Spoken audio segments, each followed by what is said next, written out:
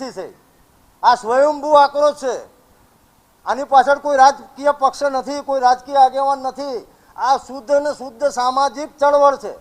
એટલે સુરેન્દ્રનગર કર્યું, ભાવનગર કર્યું, ધંધુકાના મિત્રોએ સ્વયંભૂ। આવતીકાલે આપ જોશો કે આમાં કાઠી ક્ષત્રિય સમાજ, નાળોદા રાજપૂત સમાજ, કાળિયા રાજપૂત સમાજ, મોલે સલામ ક્ષત્રિય સમાજ, અન્ય સમાજો પણ 25,000થી વધુ સંખ્યામાં કાલે ધંધુકામાં ભેગા થયા। આપનો પ્રશ્ન એનો જવાબ આપું કે રાજકોટમાં શું, તો રાજકોટમાં અમે સંમેલન કરવાના છીએ, પણ એ અમારી ગુપ્ત રણનીતિનો ભાગ છે। એટલા માટે જ્યારે પણ નક્કી કરવાનું થશે ત્યારે અમે આપ સૌ મીડિયાના મિત્રને જણાવીશું। આપનો આભાર। પીટી જાડેજા સાહેબ હવે આપના આગળની વાત રજૂ કરશે।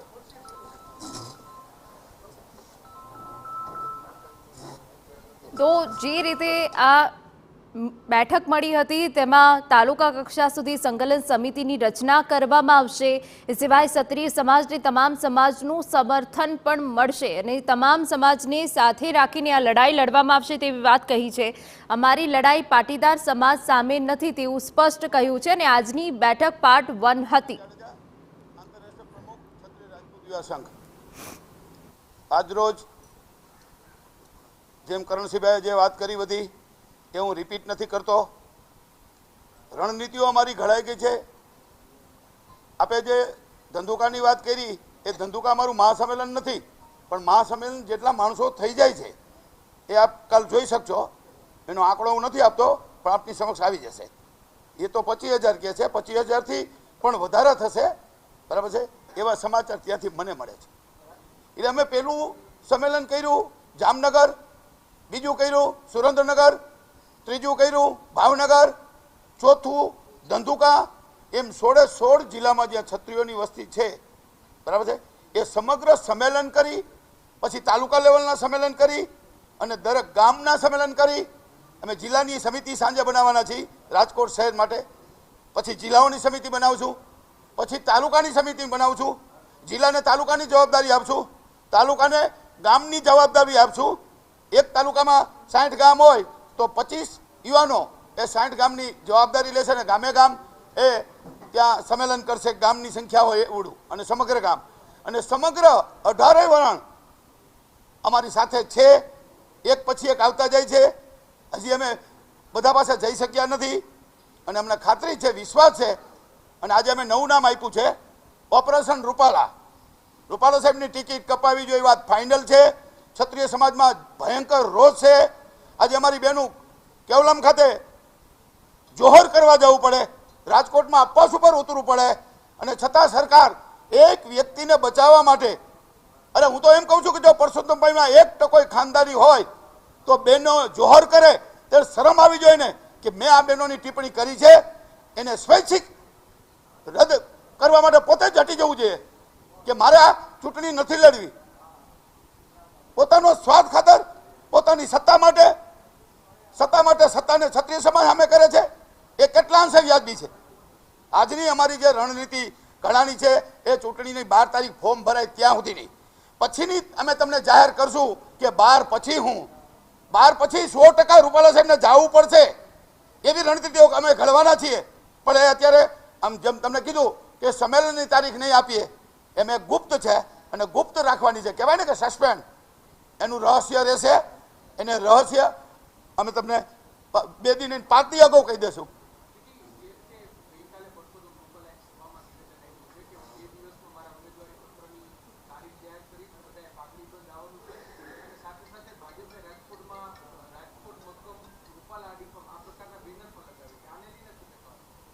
એ તો એનો એના પ્રચારનો ભાગ છે અને એને સરકારે કીધું છે અને એને ફોર્મ ભર્યું છે, એટલે એને કાલથી આશાપુરા મંદિરે ગયા રાજપૂત સમાજને ખુશ કરવા માટે। પણ રાજપૂત સમાજ મારી સાથે છે એવું સ્ટેટમેન્ટ આપે છે પેપરમાં, બરાબર છે? ક્ષત્રિય એની સાથે છે, બોલતાય શરમ નથી આવતી। ક્ષત્રિયની સાથે કેવી રીતે હોઈ શકે? જોહરથી ગામે ગામ ભારે અગ્નિ જેવી સ્થિતિ છે અને એની વચ્ચે ક્યાં સમાજના ઓલા સ્ટેટમેન્ટ આપ્યું? હા, રાજપૂતોએ ન આપ્યું હોય, ભાજપૂતોએ આપ્યું હોય, બરાબર છે? તો અમે આમાં ભાજપ કે કોઈ પણ પક્ષ કે પોલિટિક્સ કોઈને આમાં સામેલ રાખ્યા નથી। આ સ્વયંભૂત ક્ષત્રિય સમાજની બેન દીકરીઓ ઘરે ઘરે યુવાનો કાર્યક્રમમાં રોષ છે કે જેને અમારા પ્રણામ કરી અને અમે આંદોલન પણ શાંતિપૂર્ણ ચાલે એ રીતે કાયદો પણ હાથમાં નહીં લઈ એ પણ અમે યુવાનોને, કારણ કે ક્ષત્રિયોનું લોહી છે, ગરમ થઈ જાય, બરાબર છે, તો એને અમે સમજાવવાનો પણ એક પોઈન્ટ અત્યારે લીધો છે કે આ મહાસંમેલન પહેલાં આપણે એક એલાન કરવું પડે અને વચન લેવું પડે કે હું બીજા કોઈ પણ જાતના ત્યાં ઘર્ષણ થાય અને પોલીસ અને ક્ષત્રિય સમાજ સામે આવી જાય એવું અમે નથી ઈચ્છતા. અમારે અત્યારે એક જ મુદ્દો છે, પરસોત્તમભાઈ, આજની રેલીમાં જોડાવાના છીએ. સમગ્ર રાષ્ટ્રની અંદર 22 કરોડનો પ્રશ્ન છે. આજે મહિપાલસિંહ રેલીમાં આવે છે, કાલ ધંધુકાના ફંક્શનમાં આવે છે અને આ આંદોલન અમે 22 રાજ્યોમાં લઈ જાય છીએ અને કરણી સેના 22 રાજ્યોમાં પથરાયેલી છે. એટલે શરૂઆત કરશો રાજસ્થાન, MP, UP અને બિહાર. હા, એ તો મેં આપને કીધું કે વિનંતી કરી છે, સમજાવવાની કોશિશ કરી છે. આગેવાનો અત્યારે ત્યાં હાજર જ છે, બરાબર છે. એને વિનંતી કરી છે, બહેનો તમારે પોતાનો જીવ દઈ દેવો છે જોહર કરીને. અત્યારે જોહર કરવાનું નથી. તમે અહીં આસો, બરાબર, ક્ષત્રિય સમાજને અન્યાય થયો છે એની વાચા આપો અને આપણને ન્યાય 100% મળશે. અને આવા ભાઈઓ બેઠા છે, આવડો સમાજ તમારી સાથે બેઠો છે.